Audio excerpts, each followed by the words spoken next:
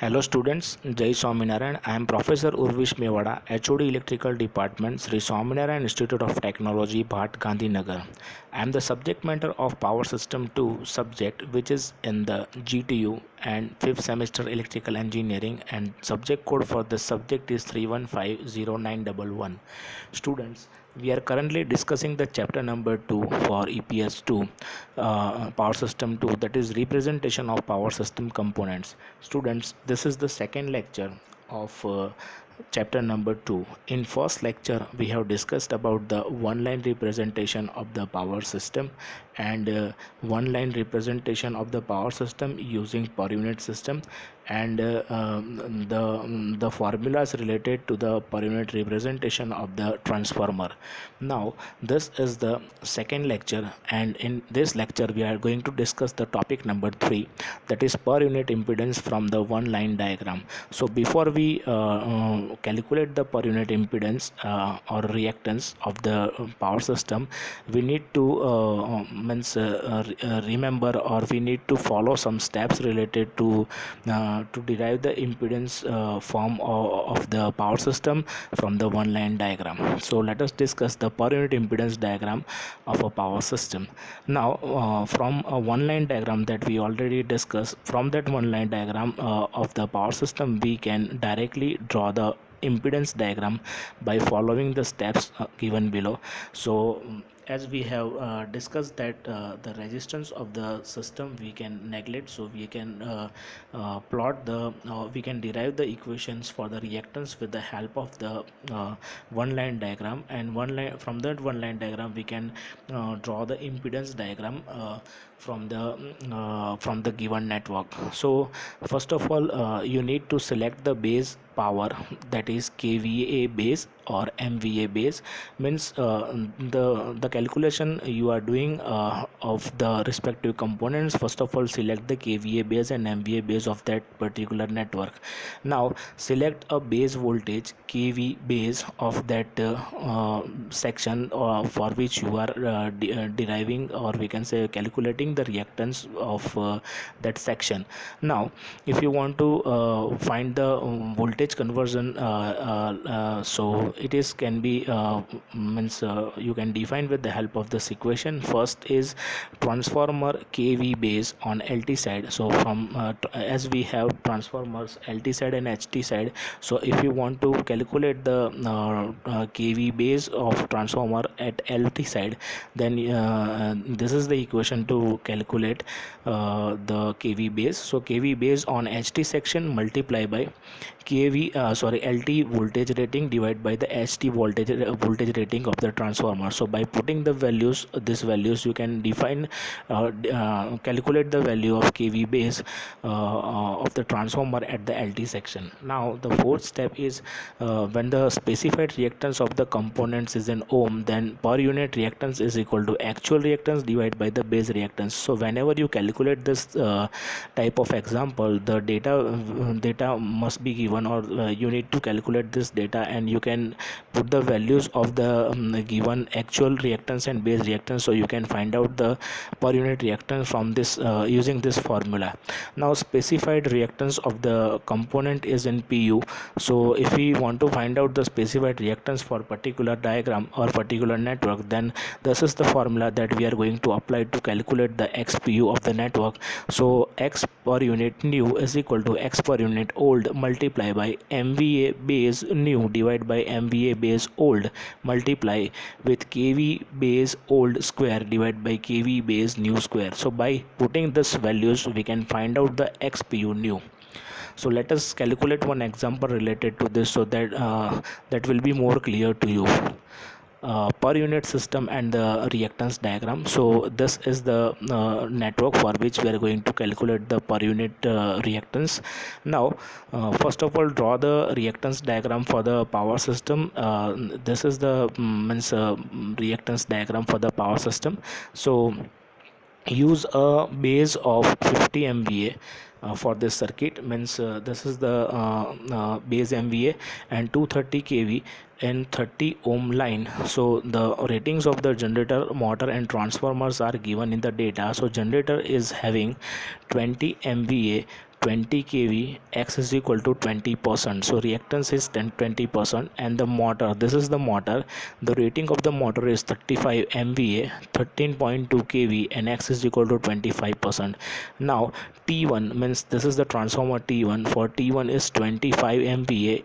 This is the ratio 18 by 230 kV star star is equal to, means it is converting 18 by 230 kV star star connection. X is equal to 10%. Now T2 of this means network is for the T2 transformer, the data which is given is 45 MVA, 230 by 13.8 kV, star to delta, and X is equal to 15%. So these are the data given for which we need to find out the reactance of particular element which are connected in the network. Now first of all, the step that we derive in the previous slide, that is, first of all, select the base MVA of the network. So base MVA, it is given 50 MVA, and base KV, kV base is 230 kV, that is given for the transmission line side. Now formula to find out the XPU, that we already discussed in the previous slide, that is XPU old multiply by MVA base new divided by MVA base old multiply with KV base old square divided by KV base new square. Now by putting the values, we can find out the one by one reactances of each element. So first of all, we are finding the reactance of generator G. So it is connected to the LT side. Over here you can see that this is the transformer, this is the low tension side, this is the high tension side. So this is connected at the low tension side. So LT side of the T1 transformer means left side of the T1 transformer. So base KV on the LT side transformer T1 is equal to base KV. This is the formula that we already defined in the steps that we explained in the first slide. So base KV on the HT section multiply by LT voltage rating divided by HT voltage rating. So base KV, that is we already discussed that 230 base KV. So 230 is taken, and the transformer's LT voltage is 18 to 230. So 18 to 230, that's why 18 is the LT voltage and HT voltage is 230. So the output, or we can say the base KV on LT side of the transformer T1 is 18 kV. Now we have the data related to this. So to calculate the reactance per unit, so first of all, put the data related to this. So KV base old, so KV base is old is 20 kV. So this is the new, so that we calculated. Now KV base old, so here you can see that the KV base old, that is the LT side, and LT side we have the generators KV is 20. So from input side you can consider the KV base old is 20. Now KV base old is 20, then MVA base old is 20 MVA according to the generator rating, and XPU old is 0.2 pu, because it is given 20% over here. So you can see that 20%, so it is 0.2. And the new value that we calculated is KV base new is 18, and this is the MVA rating total required, that is the MVA base 50 MVA.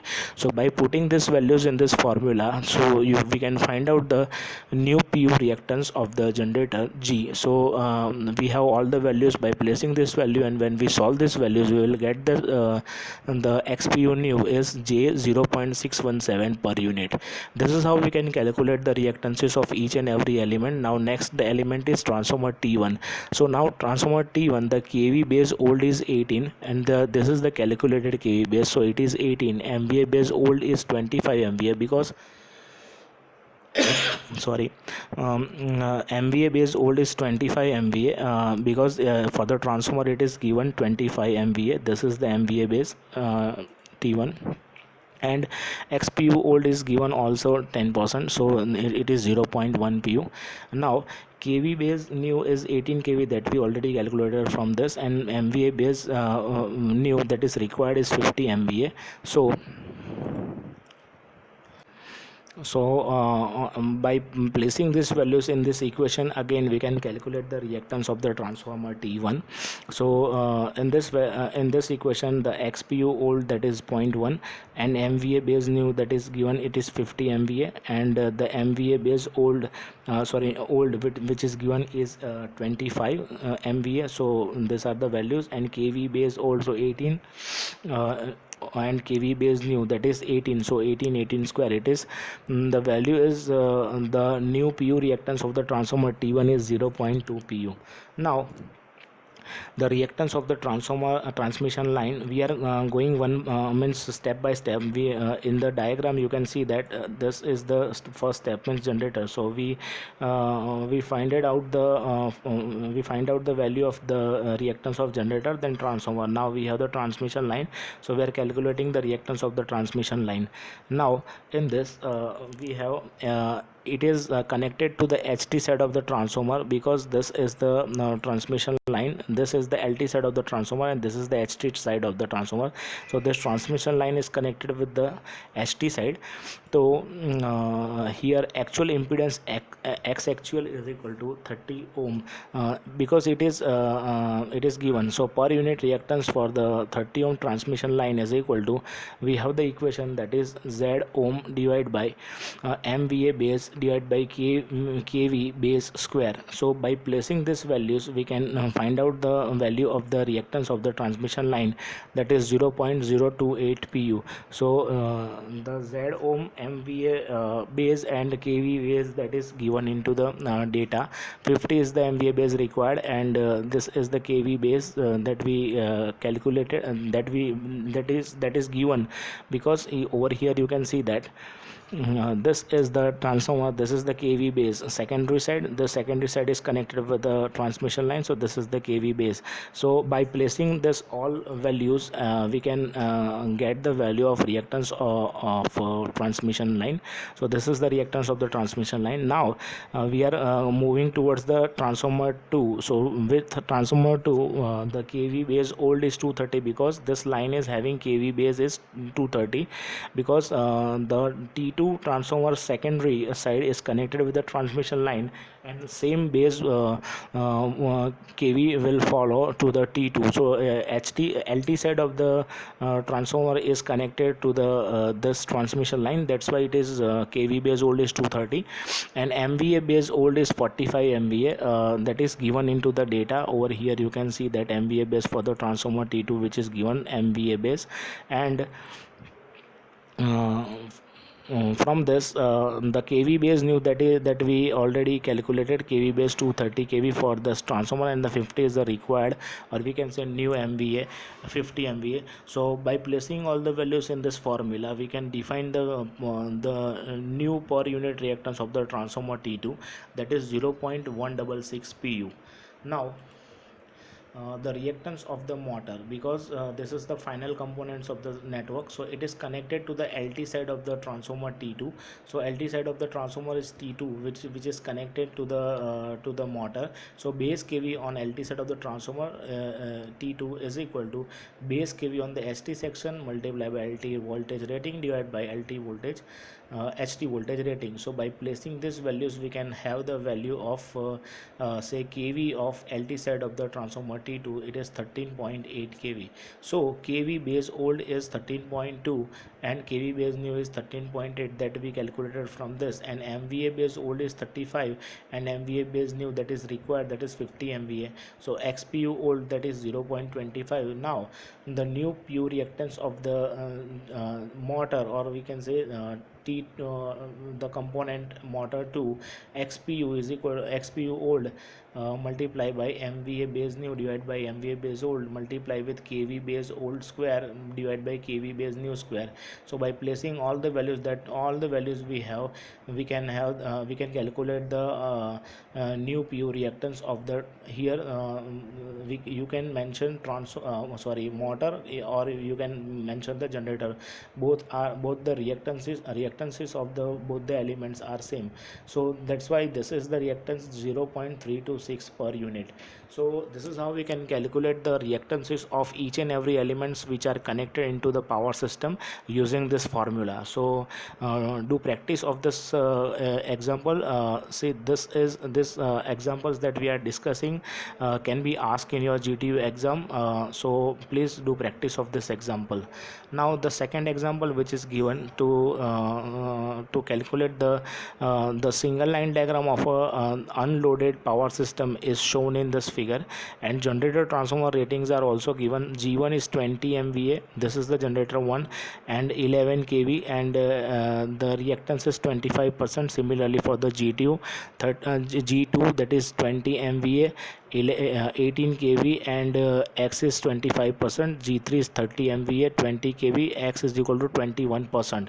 Now the ratings of the transformer T1, T2 and T3 all are given, that we already discussed. These are the MVA rating, and this is the ratio, voltage ratio, and this is the transformer winding formation delta 2 star, and the reactance is 15%. So similarly T2, that is 10 MVA, 127 by 18 kV star delta, X is equal to 15%, and T3 is equal to 15 MVA, 220 by 20 kV star delta, and X is equal to 15%. Now draw the reactance diagram using base of 50 MVA. So this is how we can draw the line.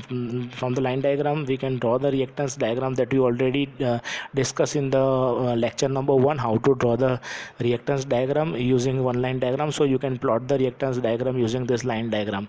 So let's have the calculation of this. So base MVA that we need to define is 50 MVA, and base kV, that is 11 kV. So this is the first step to define the reactance. Now formula, the reactance formula that is given, that we already discussed. This is the reactance formula in which we need to put the values, once we find out the value, once we draw the impedance diagram of the single line one line diagram.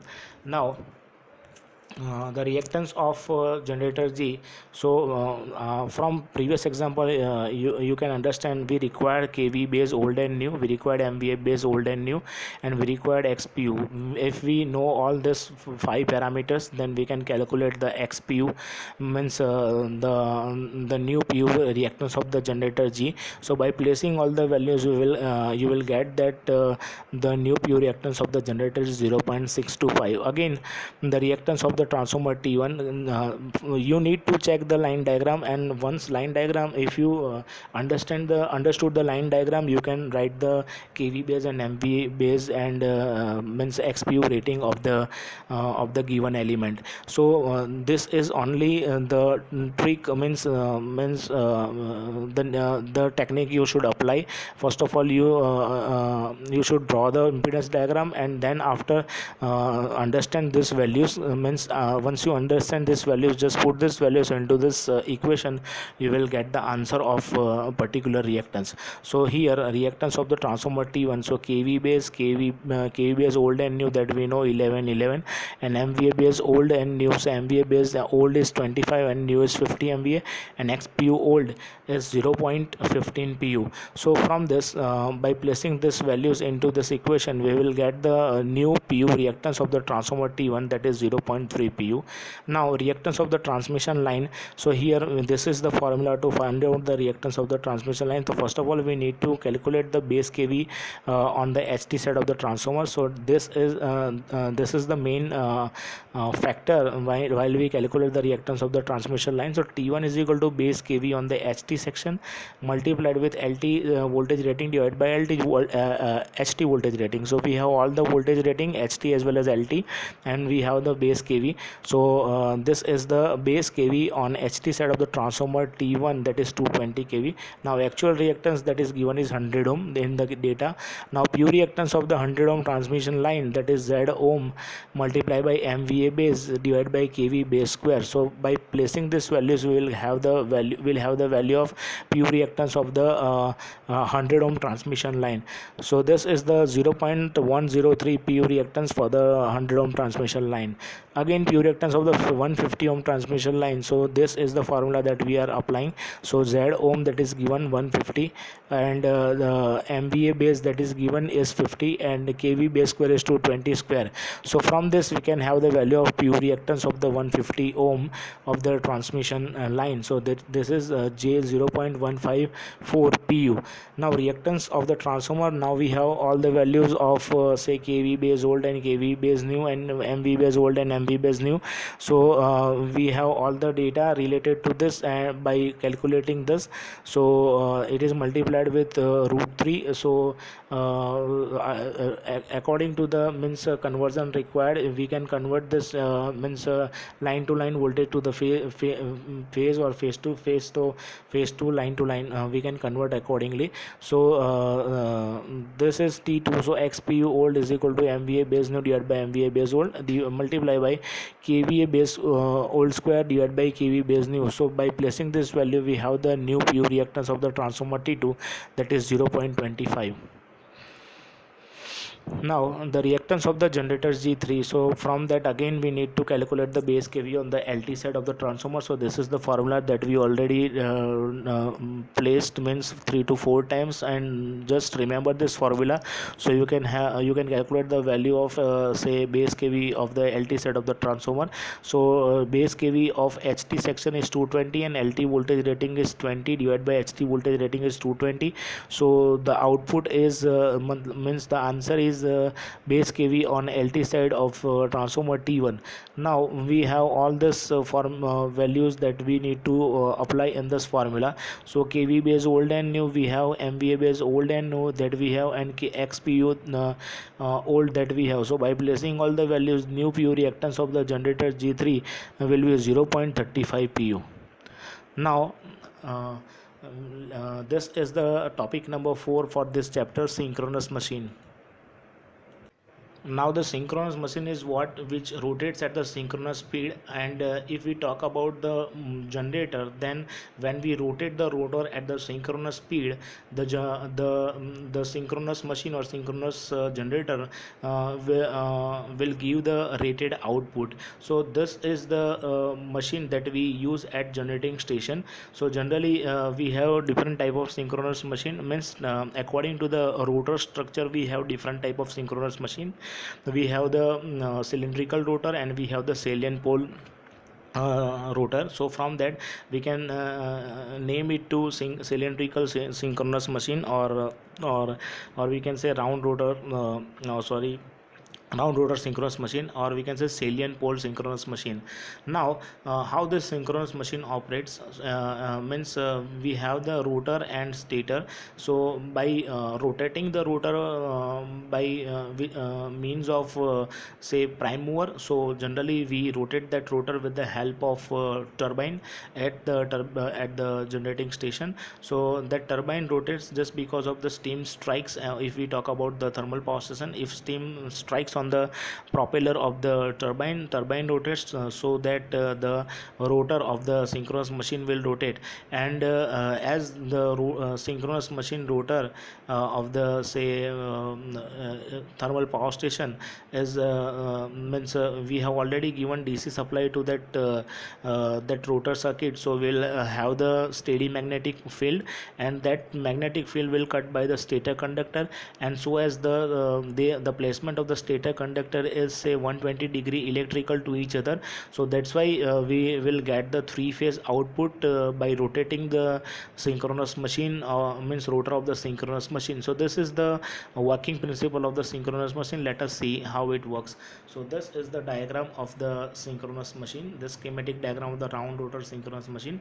So in here you can see that the DC excitation is given. The reason is to give the DC excitation, we will have the steady magnetic pulse. If we give the AC supply to this rotor, then we will have the pulsating flux, because as we give the AC supply, the alternating flux will generate, and if we give the DC supply to the winding, the steady magnetic flux will generate. Means its magnitude will not go zero in any of the interval of the time. If we give the AC supply, its magnitudes goes zero whenever the cycle changes. So this is the main reason to get steady magnetic flux throughout the rotation, and so that the stator conductor can cut the equal amount of flux in each rotation. So that's why the DC excitation is we use to give the rotor of the synchronous machine. Now we have the after we have the rotor we have the air gap. Through this air gap, the flux means travel through this air gap, and then after this is the stator, means this is the outer periphery of the rotor, and this is steady, that's why it is called stator. In stator we have the stator armature, or we can say stator winding. So they are say 120 degree apart to each other. So this winding is as 120 degree apart to each other, and it is the placement like 120 degree electrically. So when the this rotor rotates and having this rotor is having steady magnetic flux, so the conductor which are placed in the stator slots will cut the that steady magnetic flux, and that they will produce the equal amount of EMF in during each rotation. So this is the field winding, that is called again say excitation winding, and this is the stator, in which this round shape is indicating as this is the stator conductor. Now this is the placement of say the windings in the stator, that is 120 degree apart to each other. Now the synchronous machine is the most important element of the power system, and it converts this means mechanical power into the electrical form, and it feeds into the power network, means whatever the power is generated after the means rotation of the rotor and cutting action of the magnetic lines of force, the EMF will be generated, or the power which is generated means that will fed to the network. In case of the motor, it draws the electrical power from the network and convert it into the mechanical form. So this is the working principle of the generator. If we use this machine as a motor, then we need to apply three-phase supply from the stator side, and according to the and according to the applied voltage, means as we give the three-phase supply to the stator winding, the rotating magnetic field will produce, and if we rotate this rotor with the help of prime mover, and once this rotor reaches near to the synchronous speed, the automatic magnetic locking means take place, due to the two torques will be developed while we rotate this machine as a motor. So one is pull in torque and one is pull out torque. So pull in torque will pull the rotor at the synchronism, and once magnetic locking take place, if we remove the prime mover, this motor keeps continuous rotating on the synchronous speed. So this is the working principle of the motor, and the principle that I explained, that was for the generator. Now the machine excitation, which is controllable, determines the flow of VARs into the in or out of the machine. So depending upon the excitation, we can have the control on the VAR. And this figure shows the schematic cross section diagram of the three-phase synchronous generator or synchronous machine alternator having two-pole structure. So let us discuss. The stator has a balanced three-phase winding, say AA dash, BB dash, and CC dash. This are the name of this winding, say AA dash, then B dash, and C dash. These are the windings, and the windings are windings shown in the concentrated concentrated one, means in one slot we have the number of windings, so that's why it is called the concentrated winding. And while the winding in actual machine is distributed, because if we use distributed winding, then we will have the smooth EMF in the output. But if we use the like a concentrated winding, then this all the conductor will produce the EMF, but that the shape of the means EMF that produce is means disturbed sinusoidal output, means EMF output. So that's why we use the means distributor winding. So we have the number of slots on the surface, inner surface of the stator, and we place the winding uniformly in that slots. And once this stator conductor cuts the EMF from the rotor, will produce the smooth EMF, and that output power will fed to the network. So the rotor shows a cylindrical one, and with rotor winding excited by the DC source, the rotor winding so arranged on the rotor periphery that the field excitation produce nearly sinusoidal. and distributed flux per pole, so phi f is in the air gap.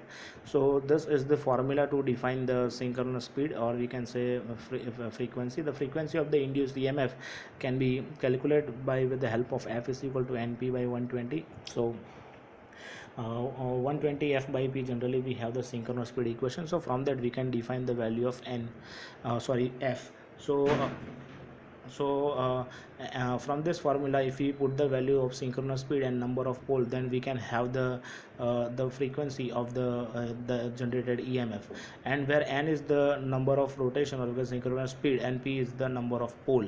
Now this is the say phasor relationship between phi f and ef. So this is the one say on no load voltage, no load the voltage ef induced in the reference phase at angle 90. So it is taken as reference, and behind phi f, which produce and proportional to the phi f if the magnetic circuit is assumed to be unsaturated. So this phasor relationship which indicates the terminal voltage Vt is equal to ef at no load. So at balanced steady state load, it is drawn from the three phase stator winding, and the stator current produce synchronously rotating flux phi a per pole, so in the direction of the rotation of the rotor. So this flux called armature reaction, and is therefore stationary with respect to the flux phi f.